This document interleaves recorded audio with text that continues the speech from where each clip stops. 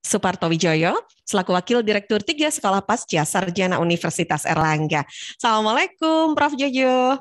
Waalaikumsalam, Adinda Tika. Ya. Sehat semuanya ya?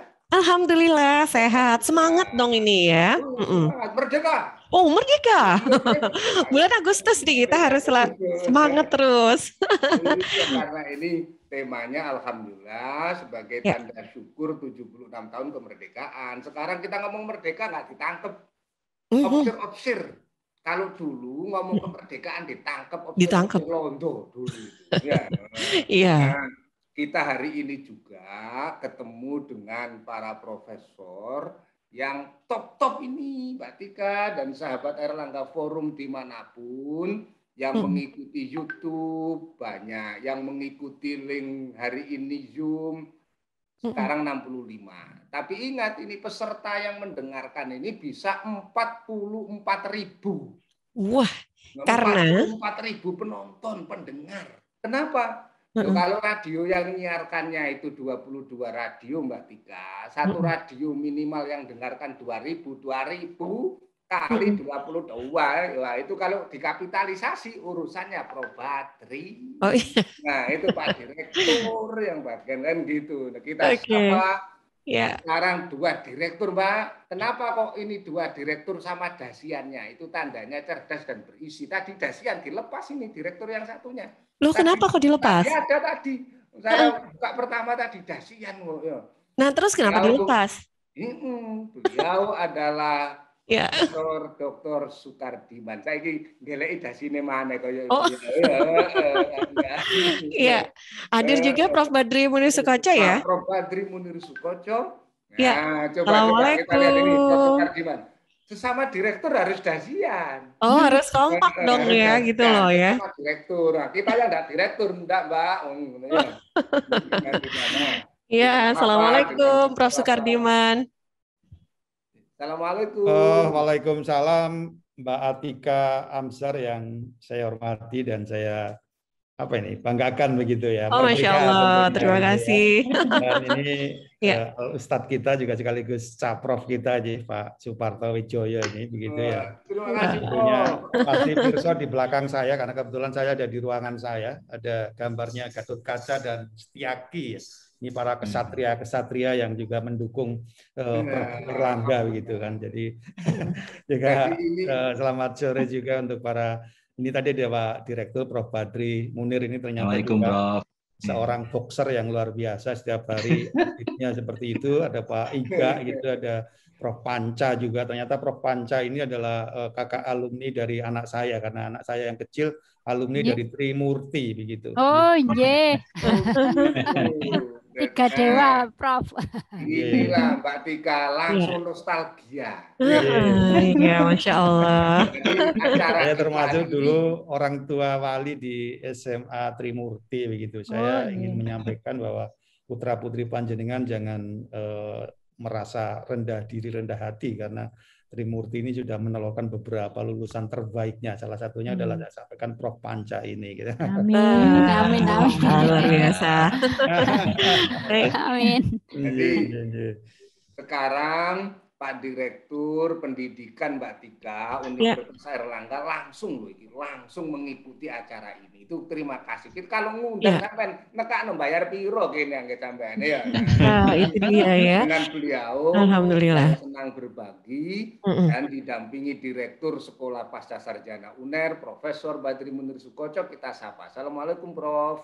Waalaikumsalam warahmatullahi wabarakatuh. Sehat nggih, Prof. Sujo, Mbak Tika, Prof. Alhamdulillah. Iya. Amin. Inilah bedanya mahasiswa yang tidak ditampil-tampil di sini sama wakil direktur itu beda. Nek direktur dasian, Mbak. Nek wakil direktur gak wani dasian. Oke. Bung Karno juga kemana-mana pakai dasi loh, Bapak. Oh iya. Di film Soekarno. Ya, jadi sekarang tuh Prof. Rudi juga datang ini, Pak Rudi. Assalamualaikum. Iya, alhamdulillah. Nah, Pak Rudi. Assalamualaikum Pak Rudi. Waalaikumsalam warahmatullahi wabarakatuh, Kang Mas Supato dan juga Mbak Tika dan Bapak Ibu semuanya yang kami hormati. Koyoke Dan mari semuanya. mimpin sholat asar jamaah ben. Iya, Masya Alhamdulillah. Allah. Ya, terima kasih Prof. Rudi sudah menyempatkan waktunya juga sore hari ini. Sami-sami Ya. Mbak Tika. Kita juga sapa Mbak Tika, Prof. Ya. Sri Panca, Mbak Diowati. Ini Prof. Panca. Assalamualaikum. Waalaikumsalam, Prof. Parto, Mbak Tika. Ya, apa kabar Prof. Panca?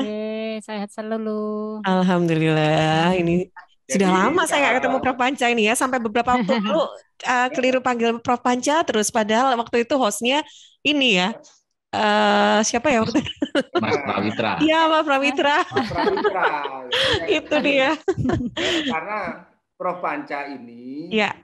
penari hebat dulu waktu jadi Oh, iya. Masa lalu. Dan hari ini Mbak Tika, Ya. karena kenapa kok diskusinya mensyukuri kemerdekaan, bagaimana sekolah pasca sarjana khususnya dan Universitas Airlangga pada umumnya itu hadir di desa-desa, termasuk dari desa sampai dunia teko KB. Kenapa? Prof. Panca ini juga yang bagian ngatur alokasi anggarannya pengabdian masyarakat di desa-desa. Oh, iya. Ya, nanti semua akan kita ketahui dan kita bincang rileks memang. Yang juga dihadiri di sini Pak Iga Satria Wibawa. Nah, selamat sore Pak Iga, assalamualaikum. Selamat sore Prof. Sehat Prof semua? Alhamdulillah. Jenengan langsung koyo vitamin, jadi langsung sehat. Pertanyaan standar zaman ini Prof, pertanyaan standar. Iya, dan Ya. Pak Iga ini ketua dari center yang luar biasa, yaitu Pusat Studi Industri Kreatif. Jadi sekolah pasca sarjana ini juga punya industri kreatif, gitu ya. Ada industri kreatif. Pokoknya nanti Mas Yusak yang dok ini sudah gabung itu, tambah cocok ke depan anak industri kreatif, gitu ya. Oh, ternyata Mas Yusak sudah gabung ini. Ini ada industri kreatif kita ini ya. Nah, di industri kreatif ini Mbak Tika. Ya. Bagaimana ini juga hari Senin itu bekerja sama dengan Pemprov Jatim yang dari sekolah pasca, karena Ibu Gubernur membuat tema untuk dinamika Jatim itu tentang kreativitas UMKM, maka langsung Pak Iga dan beliau langsung siap. Seneng saya pokoknya kalau ditugasi langsung siap, seneng. Semangat gitu loh ya. Karena Pak Direktur langsung buat SK dan diadministrasikan oleh Bu Kul Keuangan Bu Prof. Panca. Sekarang kita sapa juga Pak Dr. Ganden Suprianto. Assalamualaikum Ustaz. Waalaikumsalam Pak Ganden. Apa kabar? Baik Mbak Tika. Alhamdulillah. Iya. Dan ini nanti Mbak Tika, ya. Pak Ganden ini korlap kami urusan pengembangan destinasi di wilayah-wilayah Trenggalek.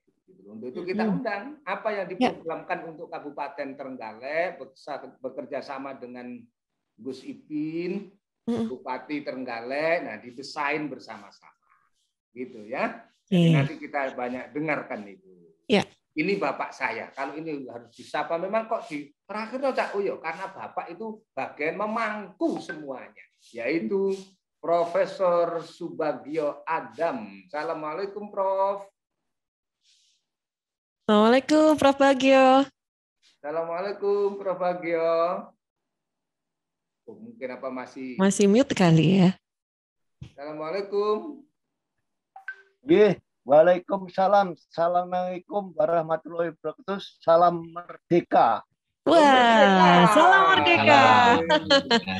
Merdeka, Prof. Merdeka. Semangat selalu nih ya, Prof. Bagio. Ya, semangat. Jadi Profesor Subagio Adam ini Ketua Pusat Kajian Masyarakat Madani. Jadi Mas Yusa ini komplit. Ketua Pusat Studi Masyarakat Madani, Profesor Subagio Adam. Ini karena akan ada beberapa program bersama korporasi-korporasi di Jawa Timur, termasuk dengan smelting misalnya, dan beberapa korporasi, apa itu PJB atau itu PLN untuk pengembangan masyarakat pedesaan. Nah, itu wadahnya dikomandani oleh Prof. Subagio ada. Pokoknya kita berbagi bersama. Apakah di sini juga sudah hadir Pak Jumadi, Kepala Dinas Kehutanan Provinsi Jawa Timur, kata minta terlambat karena ada kegiatan sama dengan Bu Juansi, ada kegiatan kepolisian yang tidak bisa ditinggalkan, maka kita akan buka ini bersama Pak, ingin mengerti bagaimana platform pendidikan Universitas Airlangga sehingga nyampe kok ya urusan akademik, kampus, tapi juga nyopo kampung-kampung.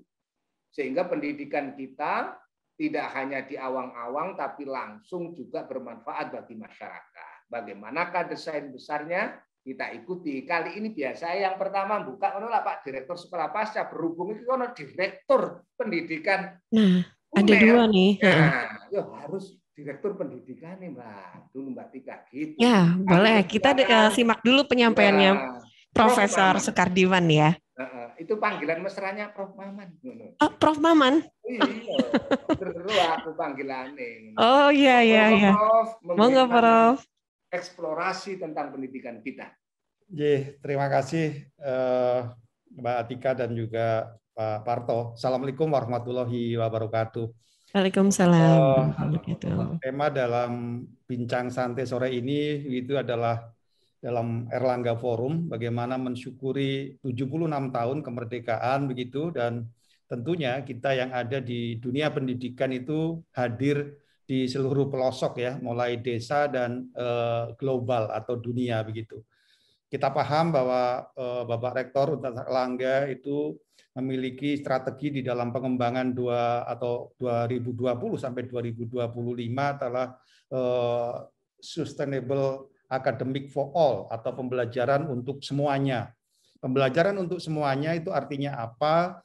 Bahwa mahasiswa kita memang diberikan keleluasaan di dalam mengembangkan talenta dan kompetensinya itu begitu sesuai dengan bakat dan minatnya.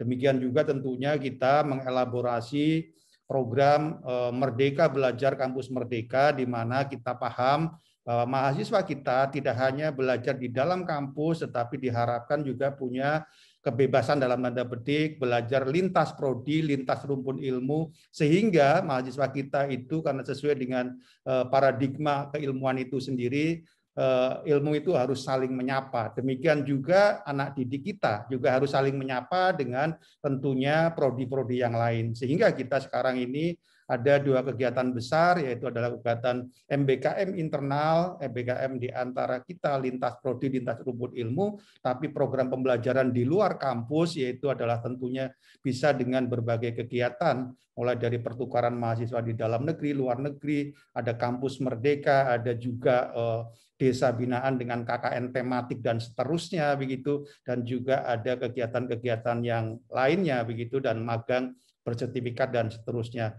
Yang tidak kalah penting juga kita mengembangkan untuk mengimplementasikan itu untuk education for all adalah kita mengembangkan kurikulum yang berbasis kepada objek based education, berbasis luaran, yang di sana pasti mahasiswa kita diajarkan bagaimana kita menyelesaikan sebuah problematika itu mulai dari dunia kampus, sehingga ketika nanti terjun di lapangan, di desa dan sebagainya, mampu juga untuk mendorong bagaimana memberikan solusi yang tepat begitu di sana. Dan yang tidak kalah penting adalah ini mungkin Pak Parto dan juga pendengar yang lain, bahwa kita tentunya salah satu ciri untuk strategi pencapaian education for all itu adalah bagaimana kita mengembangkan kurikulum atau juga sistem yang mengarah kepada pembelajaran sepanjang hayat, yaitu adalah lifelong learning ini, ya, pembelajaran sepanjang hayat, yang tentunya kita sekarang ini juga sedang melaksanakan yang namanya,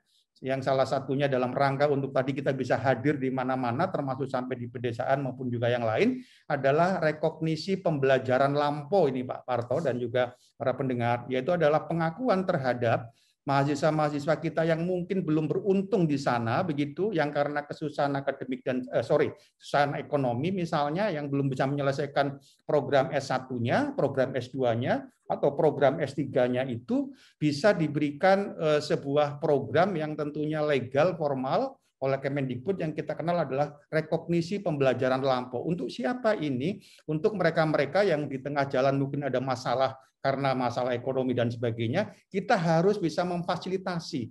Sehingga harapannya nanti masyarakat yang ada di sana juga bisa punya kesempatan untuk terus belajar sepanjang hayat, tidak melihat terkait dengan umur dan sebagainya, tetapi perguruan tinggi juga harus memberikan konversi terhadap rekognisi kemampuan pengalaman profesionalnya, selain punya pengalaman akademik yang bisa kita tunjukkan dengan transkrip nilai, dan nanti pembelajaran yang lain yaitu adalah ketika menjadi manajer, ketika menjadi sebuah supervisor itu bisa kita konversikan dengan mata kuliah terus, sehingga masyarakat yang seperti ini kita akan berikan privilege untuk bisa mengikuti program-program terkait dengan salah satunya adalah rekognisi pembelajaran lampau yang sekarang ini menjadi sebuah tren untuk kita implementasikan oleh seluruh perguruan tinggi seperti Universitas Airlangga. Dalam rangka apa? Pendharma Batikan seperti tadi, bagaimana implementasi pembelajaran sepanjang hayat juga kita laksanakan. Jadi saya rasa mungkin pengantarnya seperti ini dulu. Terima kasih.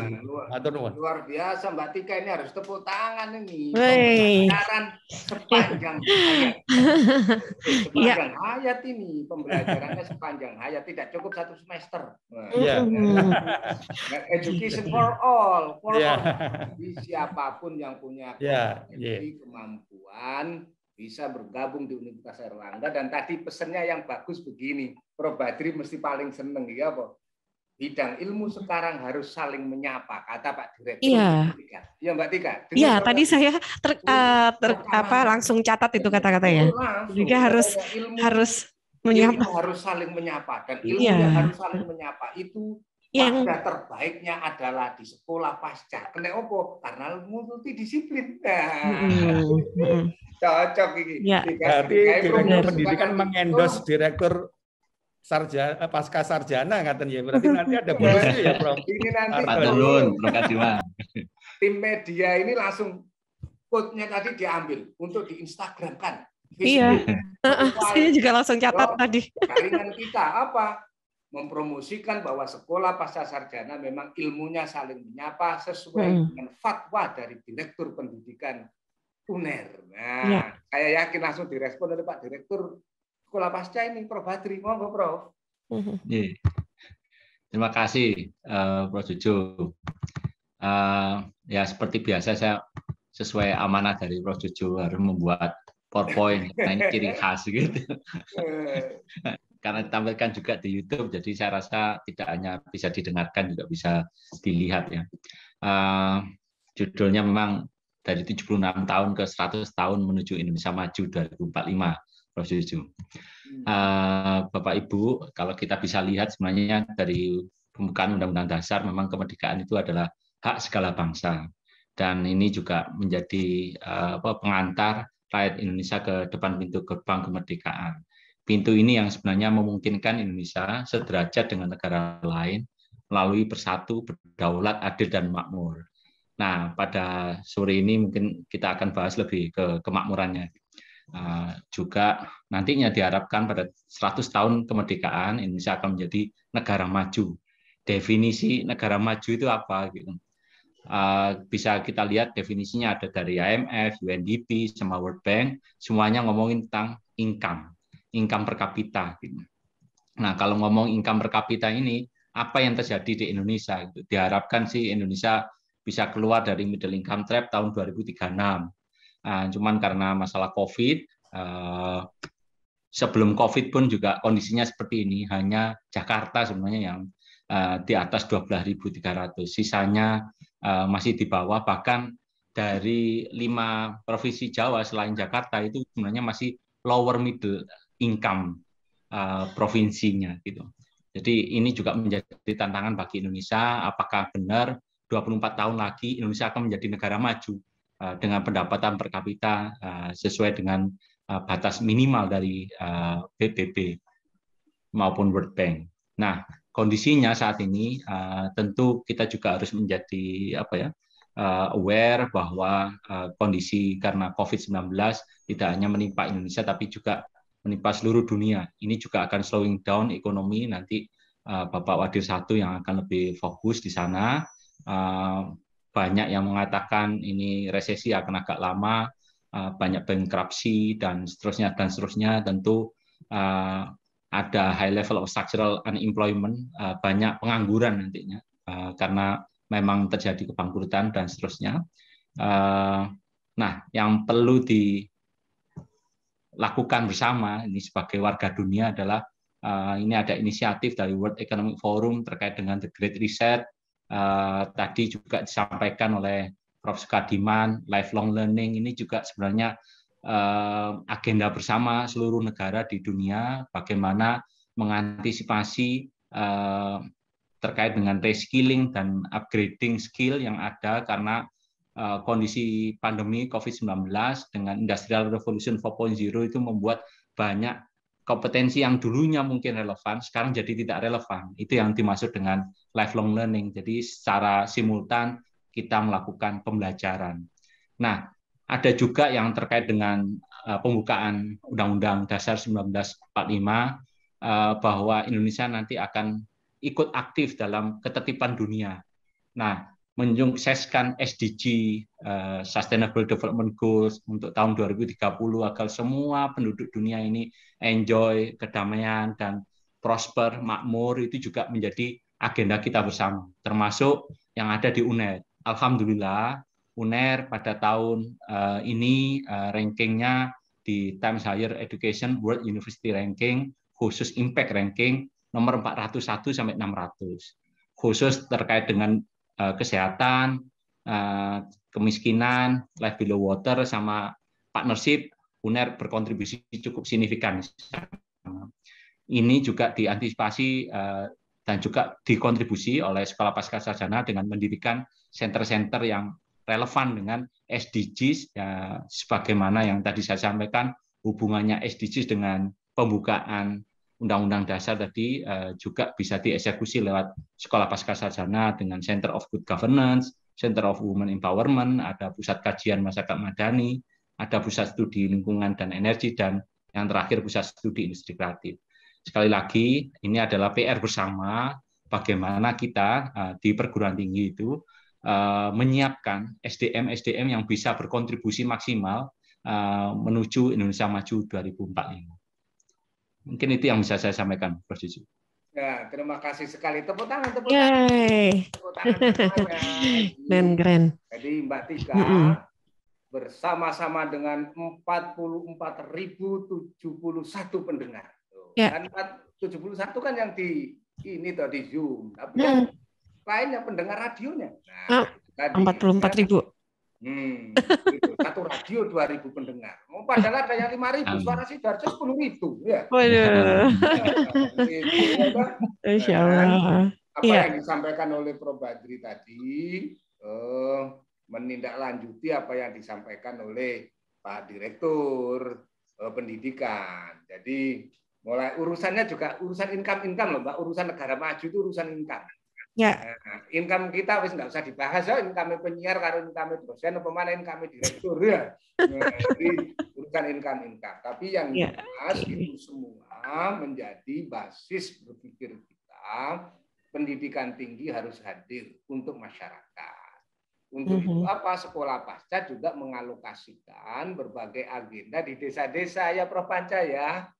Nah, ini yang tahu bidangnya Mbak, ini Prof. Panca. Urusan bagaimana kita juga hadir di tingkat-tingkat desa, bahkan kolaborasi internasional, termasuk pengmas kolaborasi. Monggo Prof. Panca. Prof. Juju, matur nuwun. Memang saya di sini adalah membantu Pak Direktur di bidang 2 yang berkaitan dengan keuangan dan sumber daya manusia. Kalau kita lihat dari sisi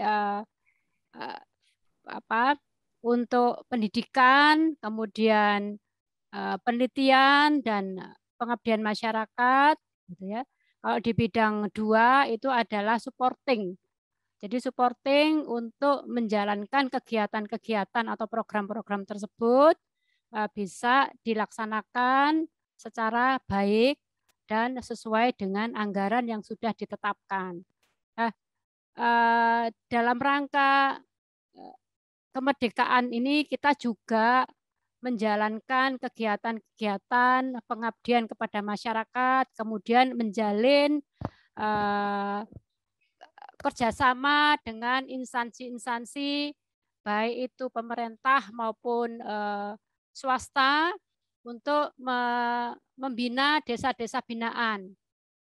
Di dalam RKAT kita itu juga menganggarkan program Pengmas atau pengabdian kepada masyarakat yang dilaksanakan baik oleh dosen maupun para mahasiswa.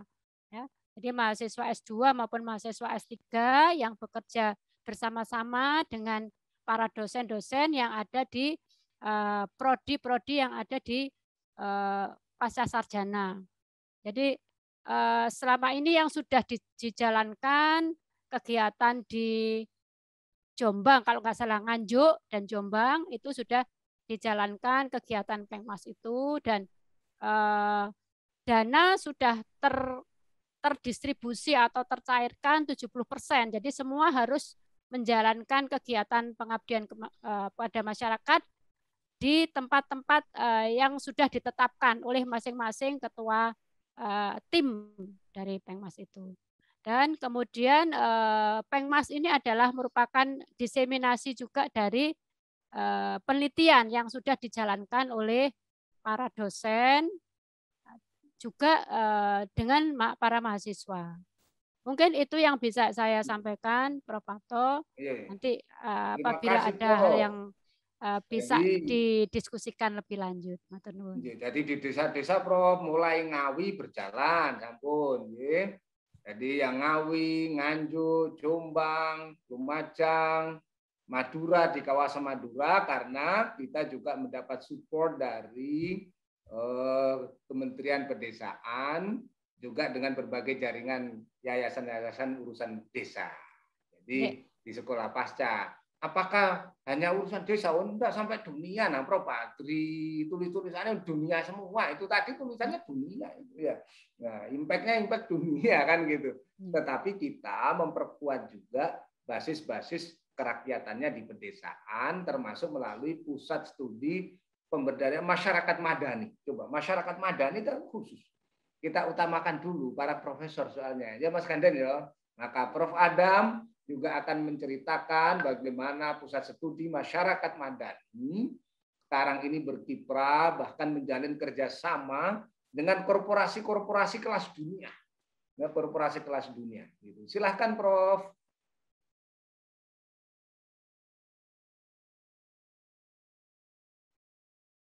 Masih mute Prof. Nah, monggo Prof. Matur nuwun Mas Parto. Saya berangkat dari 76 tahun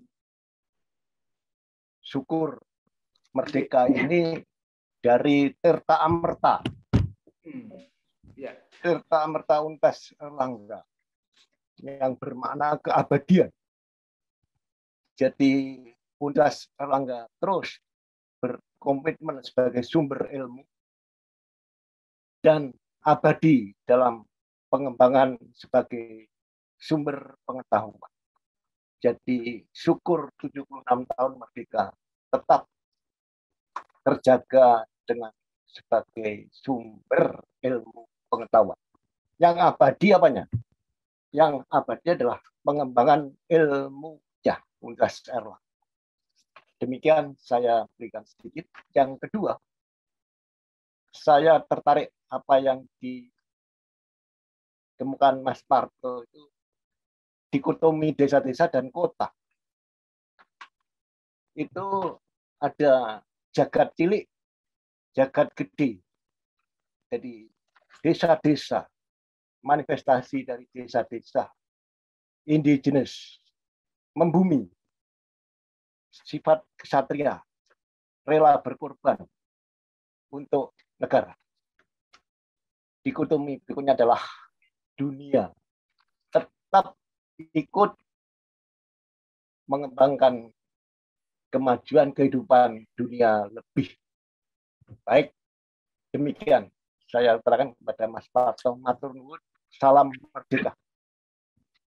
Salam merdeka. Ya. Jadi merdeka. Ini dia. Ya. Mbak Tika, luar biasa makna filosofisnya Tirta Amerta. Tirta Amerta, air yang dipanggul oleh Prabu Erlangga, naik burung Garuda sebagai titisan Wisnu membawa Tirta Amerta. Itu adalah air keabadian. Keabadian untuk memberikan pengetahuan, keilmuan, dan bagaimana keilmuan itu diabadikan, dikembangkan oleh Universitas Erlangga mulai dari desa-desa sampai ke dunia. Nanti akan dijawab oleh Wakil Direktur Bidang Akademik, Direktur 1 Sekolah Pasca Sarjana UNER. Tapi sebelum itu, ikuti dulu, karena beliau wong ekonomi, Mbak. Ikuti dulu komersial break berikut ini. Kudu ono komersialnya wong ekonomi. Ekonomi ya. Oke. Satu ini, Pak Rudi ini wong ekonomi, maka langsung disuguhi iklan. Kamu apa suguhi iklan? Iklan ini bagian dari supporting kita bersama. Nah, gitu Pak Rudi ya. Silakan Pak Rudi. Cak Parto, teman-teman sangat, Mbak Tika. Ya. Jadi Bapak Ibu semuanya, sesuai dengan amanah konstitusi ya kita mempunyai suatu tujuan yang luar biasa mulianya, yaitu tercapainya masyarakat adil dan makmur, gitu ya. Nah, dalam rangka 76 tahun Indonesia Merdeka, ini kita terus berproses untuk mencapai tujuan tersebut. Nah, langkah-langkah upaya telah dilakukan ya. Bagaimana kita untuk bisa meningkatkan ya, salah satunya berkaitan masalah kesejahteraan ya, kesejahteraan.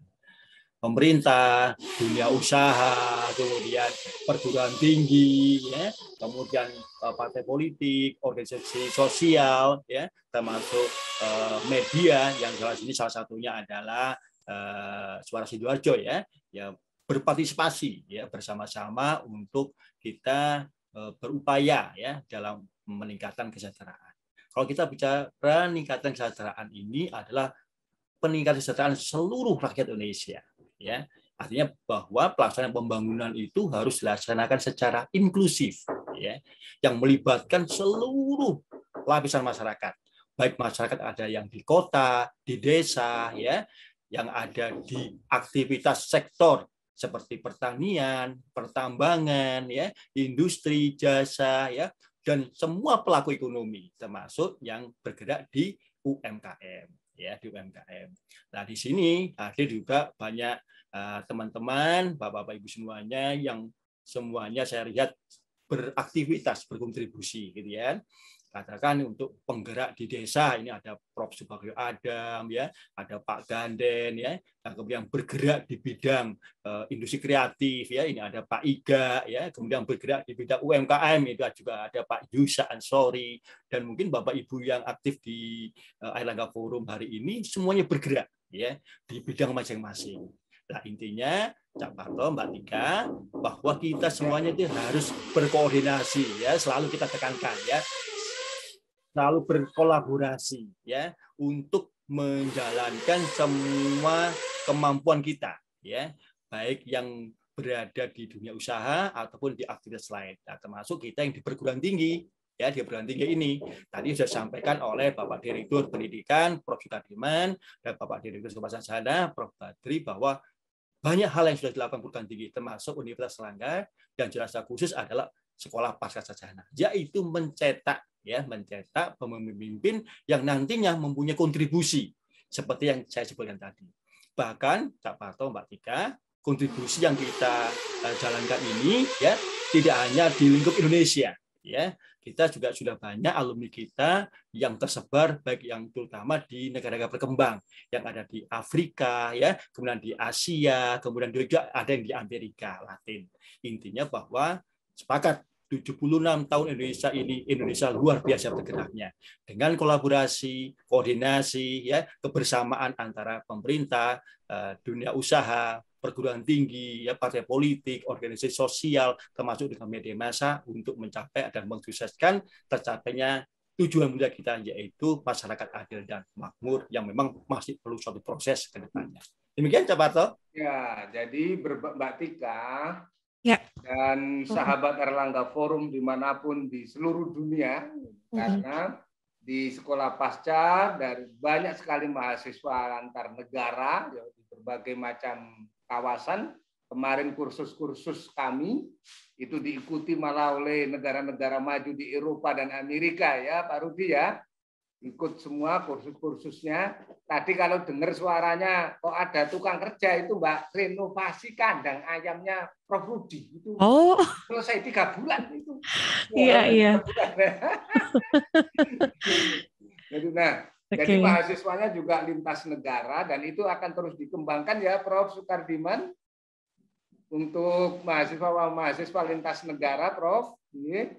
Sebelum ke Pak Ganden dan Pak Iga, ini Pak Direktur Pendidikan ini kita minta menjelaskan tentang itu. Monggo, Prof. Ya, terima kasih nih Pak Prof Jojo ini terkenal ya sekarang panggilan ininya Nji.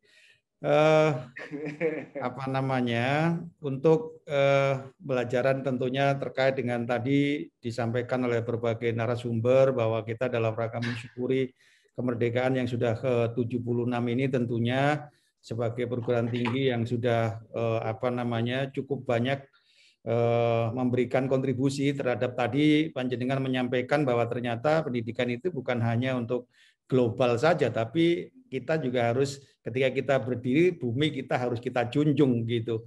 Itu tentunya kita juga dalam rangka itu tentunya kita memperkuat juga bagaimana basis mahasiswa kita itu di dalam tadi saya sampaikan, karena sekarang eranya belajar merdeka atau merdeka belajar seperti konteks pada sore hari ini ya, kemerdekaan.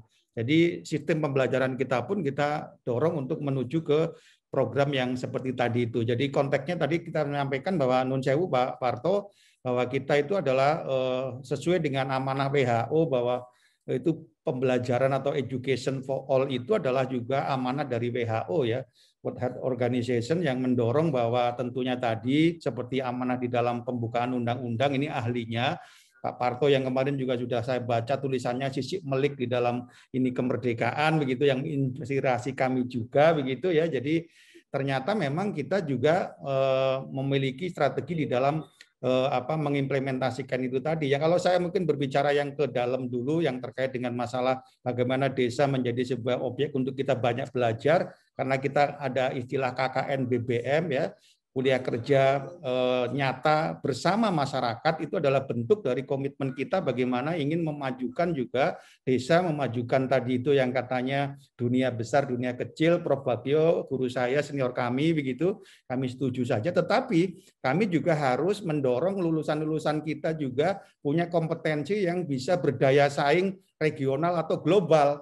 Itu tadi seperti disampaikan oleh Pak Direktur pasca sarjana yang luar biasa memprediksi bahwa suatu saat nanti Indonesia akan memiliki pendapatan ya per kapita gitu kalau tidak salah tadi itu yang menuju ke tentunya kategorisasi Indonesia yang masuk kategori bukan hanya growth nasional tapi tentunya adalah growth nation tapi yang masuk kategori negara yang maju atau super maju kalau tidak salah ke arah sana. Nah, itu yang tentunya kita ada kegiatan yang namanya collaboration, joint research, joint degree, double degree yang sudah dikembangkan juga salah satunya di Sekolah Pasca Sarjana juga yang setiap hari menghadirkan para pembicara begawan-begawan dari internasional itu untuk bagaimana sharing terkait dengan keilmuan dan sebagainya untuk bisa menjadi wacana bagi kita semuanya para anak didik untuk bisa lebih berpikir ke depan atau out of the box itu tadi sendiri. Tapi yang jelas insya Allah antara pembelajaran yang mengarah ke dalam itu adalah ke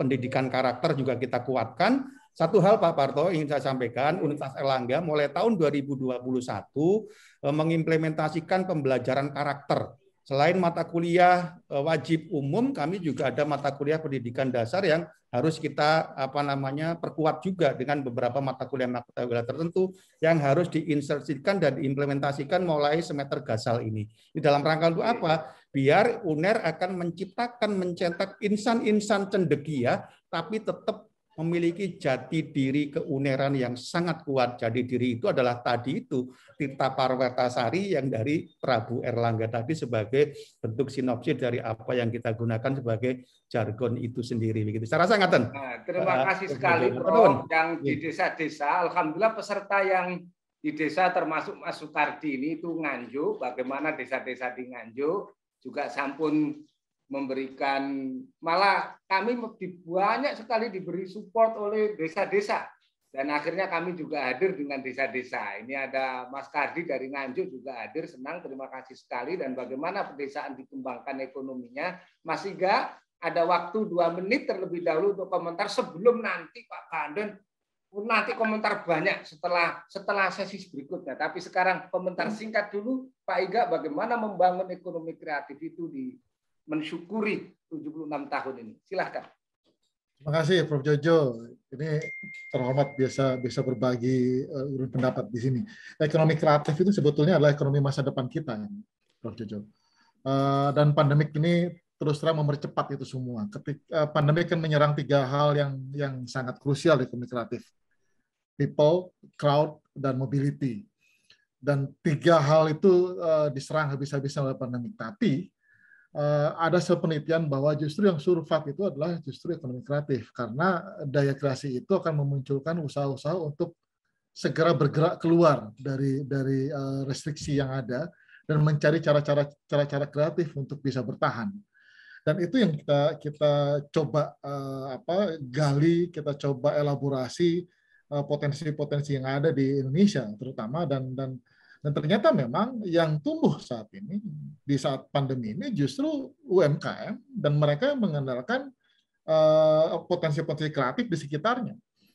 Kita sekarang mengenal banyak komoditas, banyak produk, banyak usaha-usaha yang dulunya tidak pernah bisa terpikirkan itu akan terjual atau menjadi komoditas, sekarang ada tersedia di depan kita. Jadi, kita tidak pernah terpikir jalan-jalan pakai Zoom gitu. Nah, iya, iya. Jadi kreativitas hari ini semakin tumbuh Pak Iga ya di pedesaan. Maka Pak Ganden, desa-desa di Trenggalek konon bagian dari agenda besar Pusat Studi Lingkungan dan Energi Terbarukan. Mbak Tika, kalau ngomong energi terbarukan Pak Ganden. Ganden sampean. Kalau sampean nakal di Ganden ya. Itu Pak Ganden. Nama asli loh itu, Prof. Nama asing ini ya. Pak Ganden Supriyanto, alumni Jerman, Mbak. Monggo, Prof. Ganden.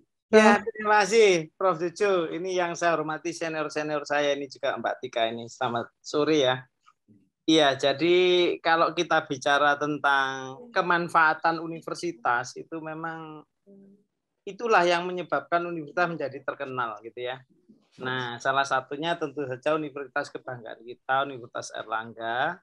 Ini tentu saja harus bermanfaat bagi masyarakat. Ya, jadi tidak hanya menjadi menara gading, kemudian hanya dilihat dari jauh begitu ya, tidak melakukan apa-apa. Oleh karena itu, melalui Pusat Studi Lingkungan dan Energi Berkelanjutan atau Terbarukan gitu ya, maka Universitas Erlangga ini harus terjun langsung ke masyarakat. Nah, karena menurut saya juga bahwa lembaga riset khususnya dan universitas pada umumnya, tentu saja lembaga riset ini ada di universitas, ini merupakan salah satu potongan puzzle ya sebetulnya dari sistem inovasi nasional ya. Jadi kalau kita bicara tentang sistem inovasi nasional itu diarahkan untuk mensinergikan lembaga riset ya termasuk perguruan tinggi, industri dan pemerintah. Nah, oleh karena itu kami dari Pusat Studi Lingkungan dan Energi Terbarukan kemudian harus mengimplementasikan itu di dalam suatu daerah sasaran. Nah, kebetulan sekali kami waktu itu melalui Sekolah Pasca Sarjana dipertemukan dengan seorang kepala daerah yang menurut saya sangat transformatif. Nah, ini saya mengutip kata-kata Prof. Badri ini ya, dari pemimpin yang transformatif dan visioner. Nah, kebetulan salah satu kepala daerah yang mempunyai visi dan misi yang sangat luar biasa menurut kami adalah Gus Nur Arifin ini, yaitu Bupati Trenggalek, ya. Nah, oleh karena itu kemudian kami berembuk dengan Pemda Trenggalek untuk membuat suatu program yang itu nantinya ujung-ujungnya ya tentu saja untuk membawa masyarakat Trenggalek lebih sejahtera. Nah, salah satu programnya adalah ingin membentuk suatu Sains Teknopark. Nah, ini luar biasa ini. Jadi visioner sekali ya. Dengan Sains Teknopark ini harapannya nanti semua kegiatan yang terkait dengan pendidikan, kemudian bisnis dan sebagainya, startup ya, itu nanti terpusat di sana. Sebetulnya Sains Teknopark ini sudah merupakan amanah undang-undang atau ya yang dikeluarkan oleh pemerintah, yaitu Undang-Undang Nomor 18 Tahun 2002, yaitu untuk sistem inovasi nasional ini. Nah, sekali lagi diarahkan untuk mensinergikan lembaga riset, industri, dan pemerintah. Nah, namun kenyataannya yang terjadi sekarang, ini kan masih terbatas ya komunikasi antara lembaga riset, industri, dan pemerintah ini. Oleh karena itu, di dalam pasal 14 undang-undang itu dikatakan bahwa pemerintah daerah, dan atau badan usaha dapat membangun kawasan, pusat peragaan, serta sarana dan prasarana ilmu pengetahuan dan teknologi lain untuk memfasilitasi sinergi dan pertumbuhan unsur-unsur kelembagaan dan menumbuhkan budaya ilmu pengetahuan dan teknologi di kalangan masyarakat. Ya. Nah, oleh karena itu pasal ini memberikan kesempatan dan mendorong semua pihak, ya, baik pemerintah, swasta, untuk mengembangkan sarana dan prasarana ilmu pengetahuan dan teknologi.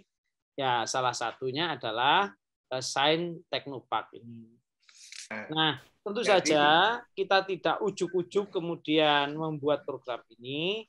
Nah, ini disesuaikan juga dengan potensi yang ada di daerah. Jadi khususnya yang ada di Trenggalek, ya. Jadi STP ini merupakan kawasan khusus yang diorganisasikan secara profesional dengan tujuan untuk meningkatkan kesejahteraan komunitas di sekitar kawasan tersebut melalui pendayagunaan iptek dan budaya inovasi yang terintegrasi dengan kegiatan bisnis dan pendidikan. Ya, jadi luar ini biasa Pak Ganden. Ya.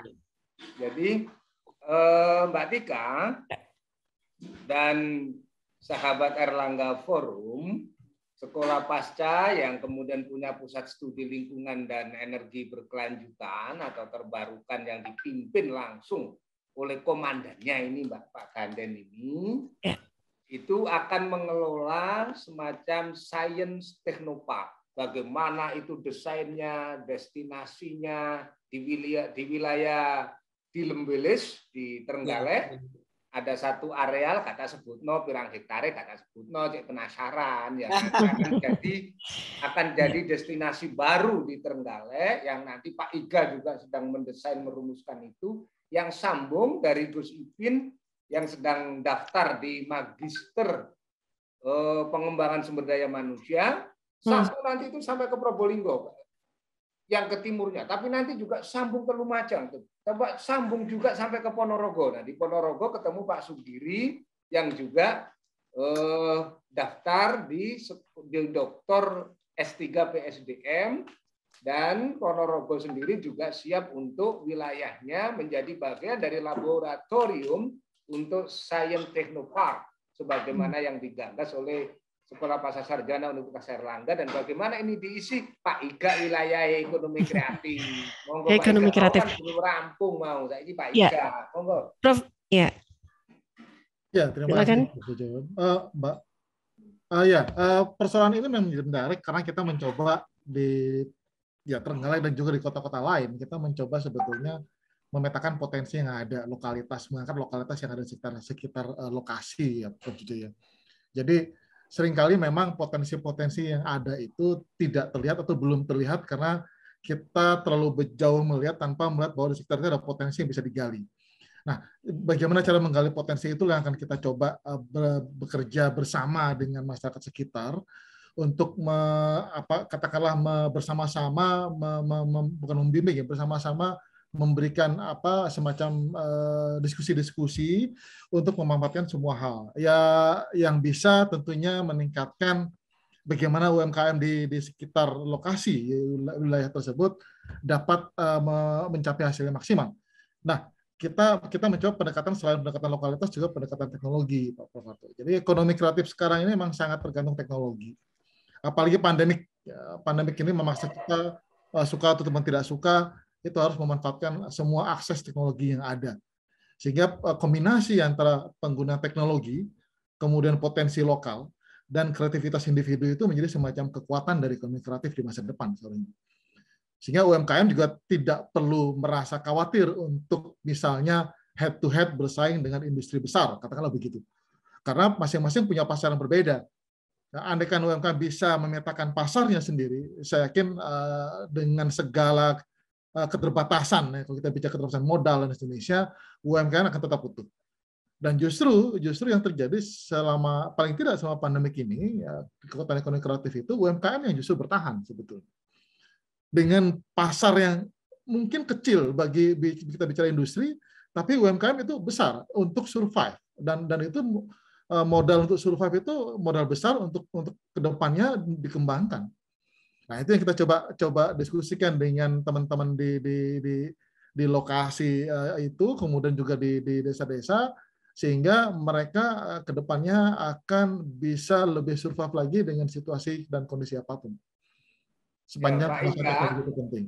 Iya, tadi sebenarnya kita ini sudah ditunggu oleh Pak Bupati Trenggalek, Bupati Ponorogo, sudah SMS terus, cuma gini jawabnya kita ini, masih PPKM. Jadi desainnya kita kirim saja dulu, desain yang disiapkan ini kita sudah kirim untuk mendiskusikan detail sesuai dengan koridor di lapangan.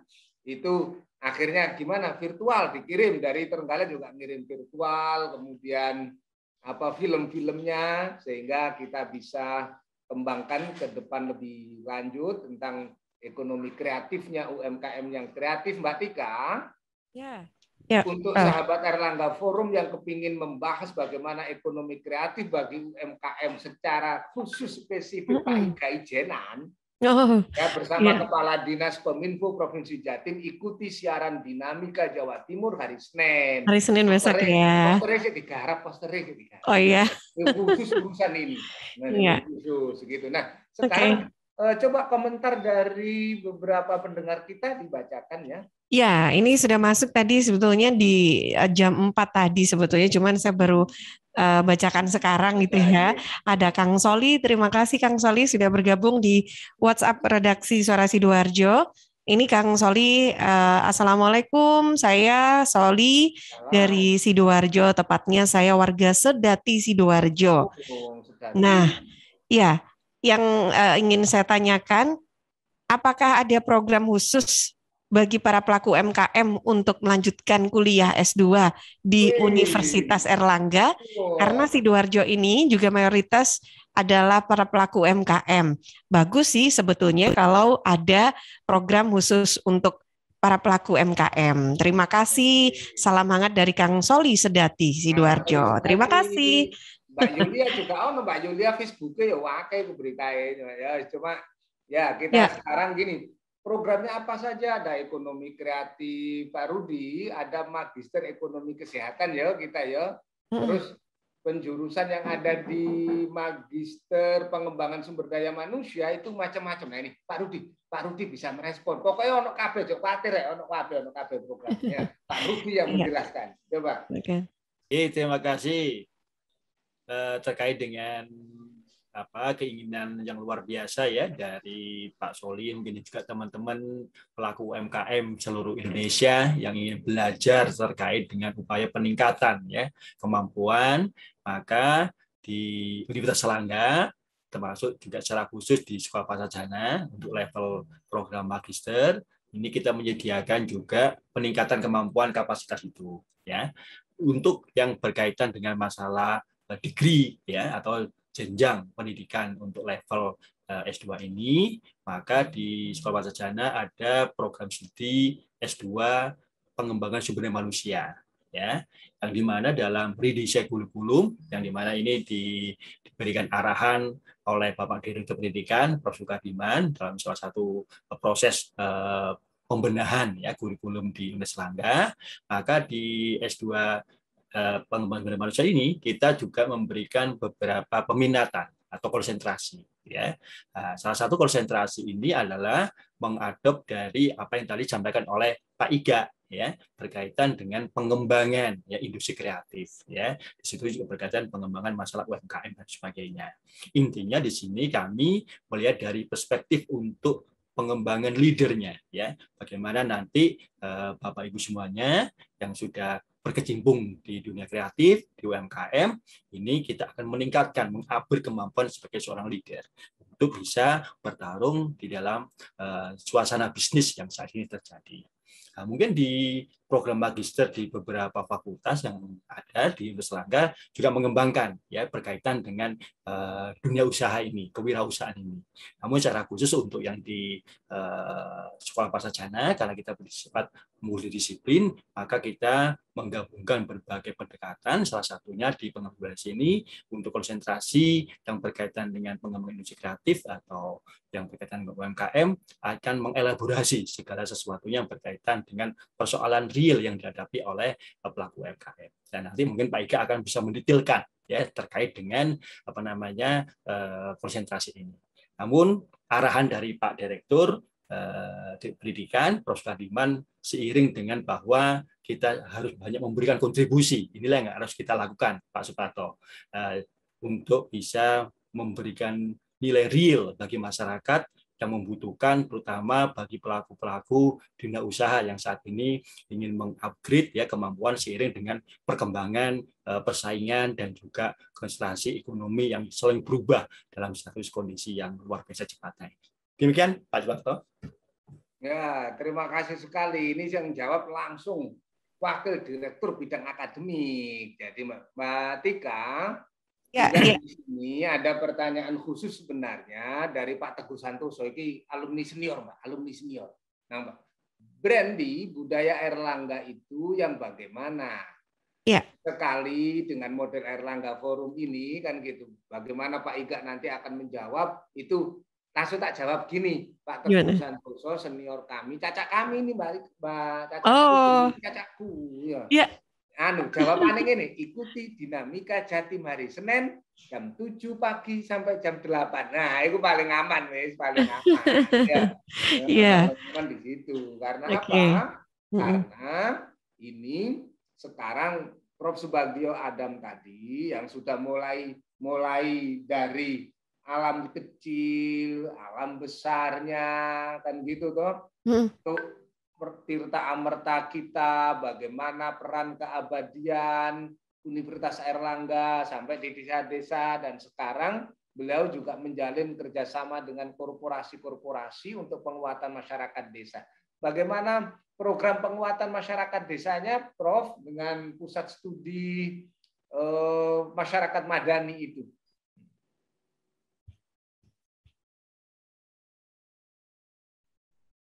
Masih mute, Prof. Adam?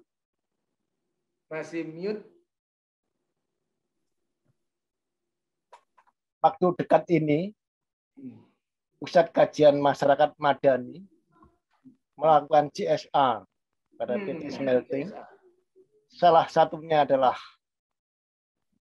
pengembangan limbah inovatif.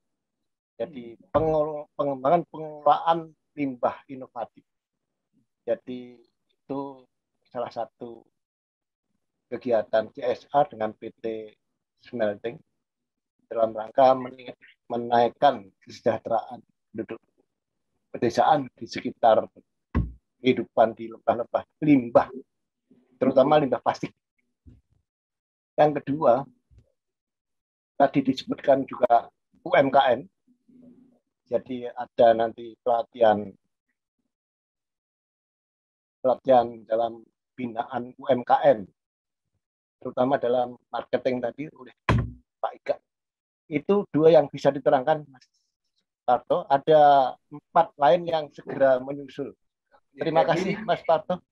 yang pengembangan urusan sampai limbah yang akan dimanfaatkan secara inovatif untuk membantu para petani di wilayah-wilayah Kabupaten Gresik luar biasa dari Prof. Dan CSR. CSR-nya ini, Prof. Sukardiman, CSR-nya ini akhirnya menjadi cinta sesama rakyat. Bagaimana korporasi yang kemudian bersinggungan, menggandeng sekolah pasca sarjana kita, itu CSR-nya betul-betul yang dulu itu corporate social responsibility, itu menjadi cinta sesama rakyat. CSR, cinta sama rakyat. Perusahaannya itu cinta sama rakyat, maka membantu rakyat. Siapa yang memfasilitasi, siapa yang dekat, maka pusat studi ekonomi, pusat studi lingkungan, pusat studi masyarakat madani dihadirkan oleh sekolah pasca. Nah, ini mudah-mudahan juga mendapat respon nanti, tapi bagaimana Prof. Panca juga menyiapkan skenario ini. Kita ini kan Prof ya, yang gini-gini malah dapat dana kok ya, bukan untuk kita, tetapi untuk bagaimana korporasi itu mempercayakan, Pemda mempercayakan, memberikan kepada rakyat kita yang menjadi asistensi, memfasilitasi, arahnya begini-begini. Ya gitu Prof. Panca ya.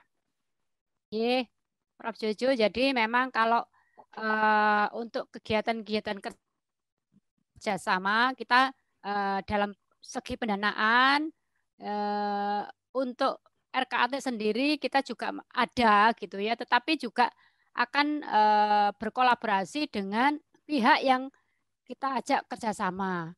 Kemudian kita di sekolah pasca sarjana ini kan terutama kita punya non-degree program ya, non-degree program yang bisa memberikan income gitu ya, memberikan income karena kegiatan-kegiatannya adalah meliputi membuat atau membuka course-course atau kursus-kursus atau pelatihan, kemudian juga kerjasama riset yang dalam hal ini yang sedang dikerjakan oleh ELH ini adalah riset dengan kerjasama dengan Rumah Sakit Dr. Stomo yang sudah berjalan gitu ya dalam 1 tahun ini.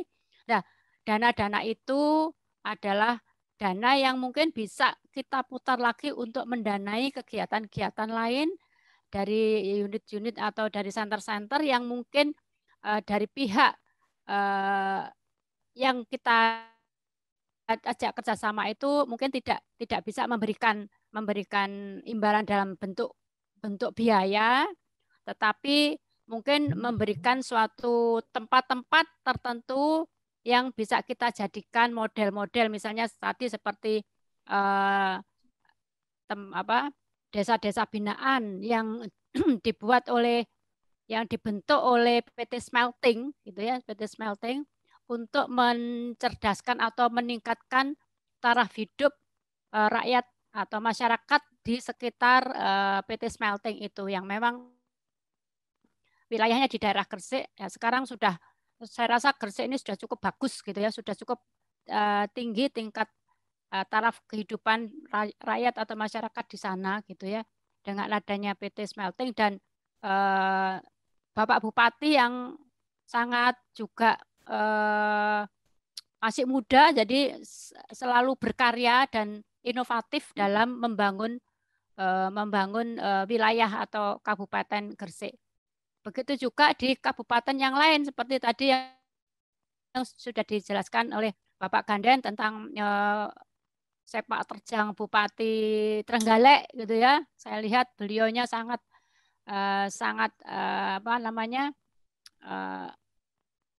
bekerja keras gitu ya untuk membangun Trenggalek untuk bisa meningkatkan taraf hidup rakyat di sana gitu.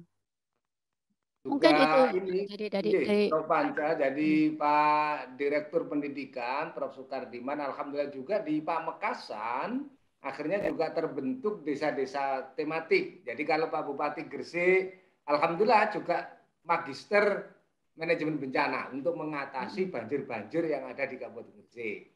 Kalau Gus Ipin kan masuk langsung di PSDM, sama dengan Bupati Ponorogo, kemudian Bupati Pamekasan itu desa-desa tematik. Ada desa batik yang model-modelnya yang beragam itu Pak Iga, ekonomi kreatif mereka dikembangkan. Nah, Gus Badur Tamam adalah mahasiswa magister sains hukum pembangunan. Kalau Wali Kota Surabaya, Cak Eri Cahyadi, mau mengembangkan Smart City Surabaya. Nah, Smart City Surabaya sedang kita bantu satu tim untuk bisa membantu Pak Yusak Ansori ini. Ada satu Smart City dan juga Smart Government ya, yang dikembangkan di Surabaya, dan Pak Eri Cahyadi sekarang adalah mahasiswa program Doktor PSDM kita. Dan banyak lagi para bupati wali kota kita sudah terus mengembangkan bersama-sama mereka sehingga kita hadir memang dari pedesaan dok desa-desa sampai dok dunia, dan dunia sudah nggak pakai ditanyakan lah gitu ya. Jadi bagaimana hal ini bisa dijaga begitu. Cak Teguh, terima kasih sekali. Kita akan ke depan itu tentu membuat satu model, role model bagaimana UMKM yang kreatif, inovatif versi Airlangga gitu. Nah, ini kan masukan bagus dari alumni nih Cak Teguh Santoso senior kita kan gitu, Pak Direktur. Silakan ditambahkan Pak Direktur. Ya, terima kasih Pak Jojo.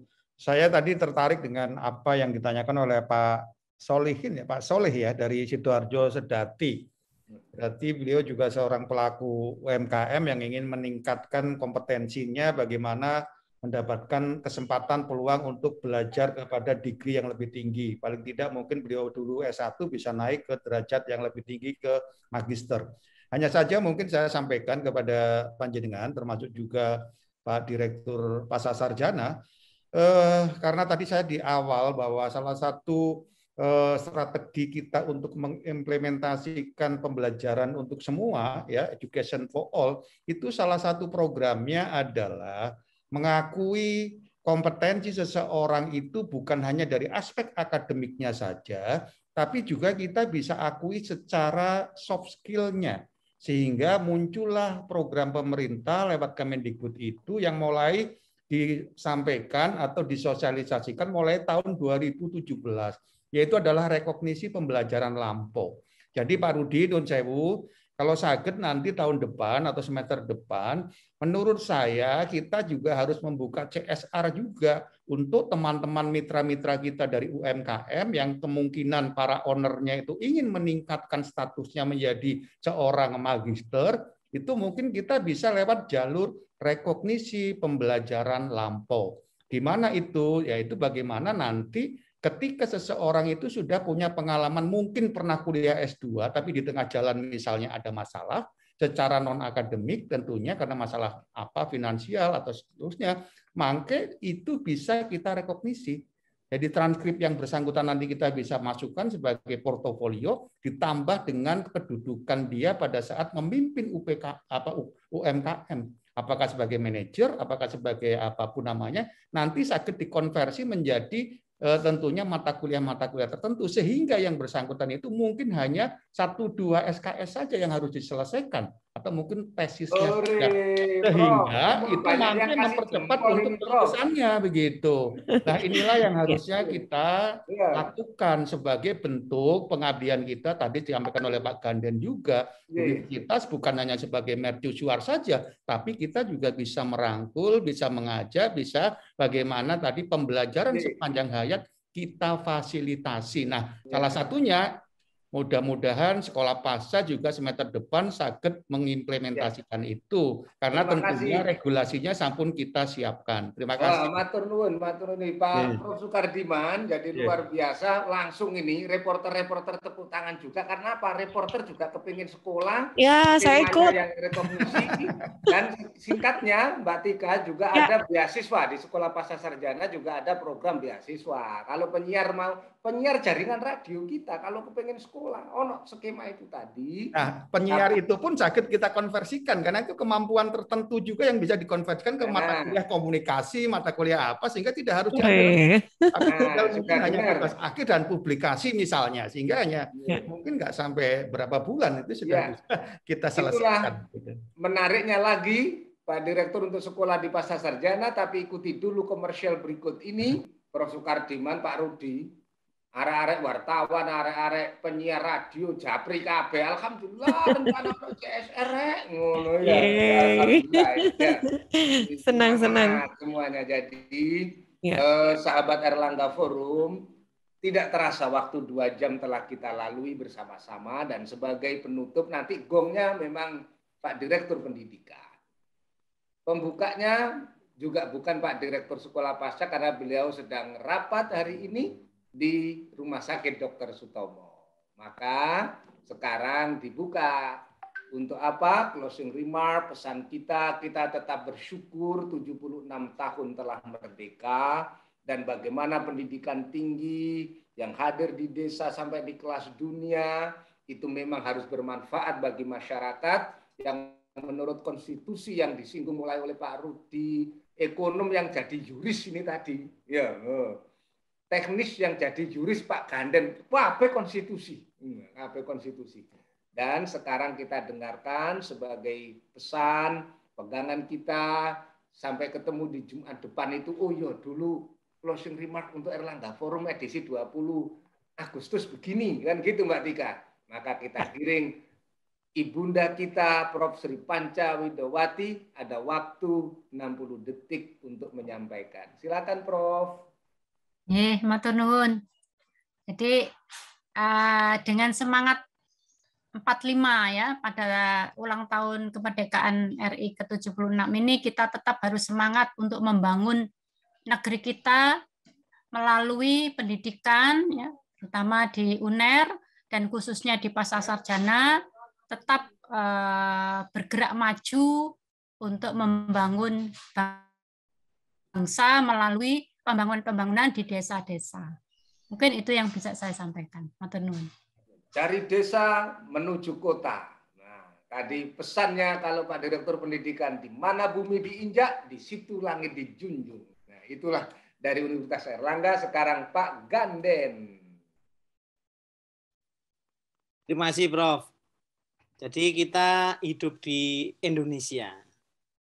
Oleh karena itu, segala yang kita punya, kita sumbangkan untuk kejayaan Indonesia melalui beberapa bidang, ya, karena salah satunya tentu saja di bidang lingkungan, karena memang bidang lingkungan ini bidang yang sangat terkait dengan bidang-bidang yang lain dan sangat menentukan nasib bangsa kita ke depan. Begitu, Prof.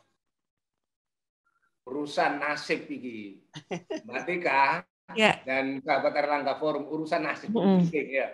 Untuk itu pendidikan itu harus menjadi tinggalan terbaik. Wis ngekei anak itu urusan sekolah, di sekolah no. Anak-anak yang ayo di sekolah no. Dan jangan salah pilih, kita ketemu di Erlangga Forum ini.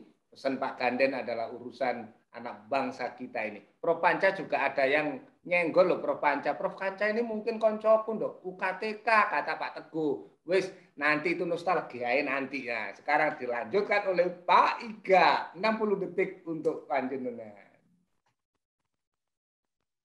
Indonesia maju itu adalah Indonesia yang kreatif, Indonesia yang bisa memanfaatkan semua akses yang ada, termasuk memanfaatkan akses digital yang sekarang menjadi tulang punggung dari semua industri. Jadi Indonesia maju adalah Indonesia yang kreatif di masa depannya. Itu menurut Pak Parto. Untuk Indonesia yang kreatif itulah tanda syukur terbaik yang diberikan ya Pak Ega ya untuk 76 tahun kemerdekaan ini. Pokoknya Cak Teguh ya melok terakhir iki Cak Teguh iki senior soalnya senior itu nanti di acara penutupan ini ya. Nah, sekarang kami persilahkan Pak Rudi sebagai Wakil Direktur Bidang Akademik, di mana kita bawa kemana arah pendidikan kita untuk Indonesia 26 tahun ini. Matur nuwun Pak Suparto. Jadi intinya kita melihat secara fakta penduduk Indonesia terbesar adalah tinggal di desa, ya. Kemudian secara pelaku usaha UMKM memberikan kontribusi yang besar baik secara output maupun dalam penyerapan tenaga kerja. Kita melihat tantangan ke depan, apalagi kita mempunyai cita-cita besar untuk menjadikan masyarakat Indonesia mempunyai kesejahteraan yang meningkat secara terus-menerus, dan harapan pada tahun 2045, yaitu 1 abad Indonesia Merdeka, kita sudah memberikan capaian-capaian luar biasa, termasuk lompatan dalam peningkatan kesejahteraan dan income secara keseluruhan. Kita melihat juga bahwa amanah konstitusi tidak berbicara tentang Indonesia saja, berbicara tentang domestik, tapi juga secara global. Kita harus mempunyai kontribusi yang besar pada dunia. Untuk itu, kita berharap besar pada perguruan tinggi di Indonesia, universitas di Indonesia, termasuk Universitas Airlangga, dan secara khusus Bapak Sarjana, untuk memberikan kontribusi yang nyata bagi kemajuan, kesejahteraan penduduk Indonesia, tentunya baik ada di desa, di kota, yang ada di semua aktivitas, sektor pertanian, pertambangan, industri, dan jasa, semua pelaku ekonomi, secara khusus pelaku UMKM, dan juga pada dunia. Untuk itu, mari semangat 76 tahun Indonesia Merdeka, semuanya berkontribusi. Jayalah Indonesia, sukses Universitas Airlangga, dan semangat untuk Bapak Sarjana Universitas Airlangga. Terima kasih, Pak Suparto. Terima kasih sekali, Pak Rudi, luar biasa. Pokoknya semua harus berkontribusi untuk Indonesia. Mengikuti bahasanya Pak Rektor juga. Kalau nggak iso berkontribusi, ojo ngeriwui. Nah, kan ya. Kalau nggak bisa berkontribusi, ojo ngeriwui. Maka sekarang saya juga terima kasih nih Pak Muhammad Matori yang sudah punya komentar-komentar. Tapi biarlah nanti Pak Iga, Japri-Japri atau hari Senin akan terjawab semuanya. Terima kasih juga ini teman-teman sahabat Airlangga Forum Cak Munir toko Semarang. Ya. Toko Semarang tadi yang dari Makassar dan lain sebagainya. Dan sekarang 60 detik ke depan, waktunya Prof. Subagio Adam. Silahkan Prof. Matur nuwun Mas Parto. Saya mengutip lirik lagu dari yakinku teguh, hati ikhlasku penuh, akan karuniamu Universitas Airlangga dan Sekolah Pasca Sarjana Jaya Merdeka. Makasih. Nah, terima kasih Prof. Adam. Prof. Adam ini memang filsafat Jawanya luar biasa, para sahabat Airlangga Forum. Kaya iki Cak Munir teko Semarang kok cocok iku program-program apapun cocok ya. Nah, terima kasih semuanya dan kita akan dipuncaki nantinya memang oleh Pak Direktur, tapi sebagai penghormatan kepada alumni kita, Cak Teguh silahkan 60 detik ke depan untuk panjenengan. Masih mute Cak Teguh, masih mute. Assalamualaikum, terima kasih Mas Jojo waktunya 1 menit. Saya hanya ingin mendekatkan kampus ke desa saja.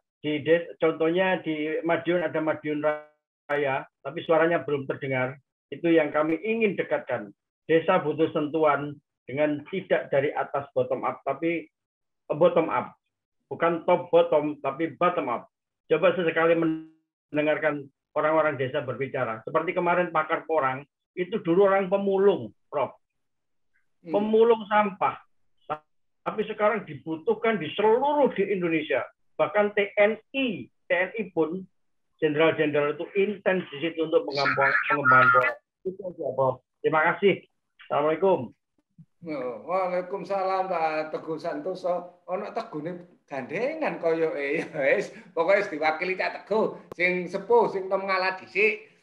Nek komentar terakhir nanti ketemu lagi itu di Jumat depan. Tapi sekarang dipuncaki pesan ini oleh Profesor Sukardiman, Direktur Pendidikan Universitas Airlangga. Monggo Prof. Terima kasih Pak Jojo. Sebagai closing pertemuan hari ini, saya menggunakan tentunya jargon kemerdekaan ini untuk menjadikan Indonesia tumbuh, untuk menjadikan Indonesia tangguh, dan juga tentunya menuju masyarakat adil dan beradab. Tentunya sistem pendidikan itu bukan hanya mencetak insan-insan cendekia yang tanggap terhadap ilmu pengetahuan dan teknologi, tapi tetap harus mengikat tentunya atau menjalankan yang namanya mengamanahkan karakter kebangsaan itu sendiri, yaitu adalah jati diri keuneran atau jati diri negeri yang tercinta kita. Sehingga tentunya kita tidak nun sewu, tidak keblinger di dalam kemampuan kita dari kemampuan iptek penguasaan itu, tetapi tetap saja ada nilai-nilai luhur yang harus kita pegang. Rasanya itu sebagai closing dari kami. Terima kasih. Terima kasih semuanya, terima kasih Prof, dan terima kasih seluruh pembicara yang hebat-hebat dan seluruh sahabat Erlangga Forum yang hadir melalui Zoom maupun seluruh pendengar radio yang tergabung di APPL Jawa Timur dengan host Radio Suara Sidoarjo. Mbak Tika, terima kasih sekali. Kita akan jumpa kembali di Jumat depan dalam tema dan pembicara yang berbeda, tapi semua satu visi jati diri bangsa Indonesia, kata Pak Direktur Sekolah Pasca Sarjana dan juga Direktur Pendidikan Universitas Erlangga. Terima kasih, sampai jumpa di edisi berikutnya. Sekarang saya kembalikan kepada Radio Suara Sidoarjo. Baik, terima kasih Prof. Jojo. Terima kasih juga untuk seluruh narasumber. Insya Allah selalu diberikan kesehatan dan bisa bertemu lagi, berjumpa lagi di kesempatan yang lainnya. Terima kasih ya Prof. Jojo. Assalamualaikum. Waalaikumsalam warahmatullahi wabarakatuh. Terima kasih.